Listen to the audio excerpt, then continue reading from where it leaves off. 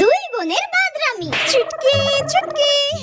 উফ, পল্টু আমাকে কত বড় একটা চকলেট দিয়েছে।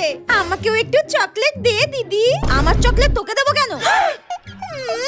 দিবি না তাই তো? ঠিক আছে, দিতে হবে না।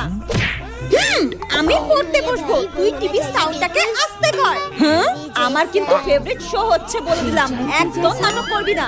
কমাবি না তাই তো? এবার দেখ আমি কি করি। মা মা দেখো না, আমি পড়তে বসছি, দিদি কিছুতেই টিভি সাউন্ড কমাচ্ছে না। মে মে মে মে মে মে মে মে মে। জানোয়ারের বাচ্চা, বোনটা পড়তে বসতে চাইছে, টিভি সাউন্ড কমাতে বলছে, কমাচ্ছিস না কেন? মা তুমি সবসময় আমার উপরে চিল্লাও কেন? বোনকে বলতে পারছো না বোন কেন অন্য ঘরে পড়তে বসছে না? মা জানো, ও টিউশনি পড়তে গিয়ে একটুও পড়াশোনা করতে পারে না, সবকিছুতে গোল্লা পায়। তবে রে, তুই টিউশনি পরীক্ষায় গোল্লা পাস?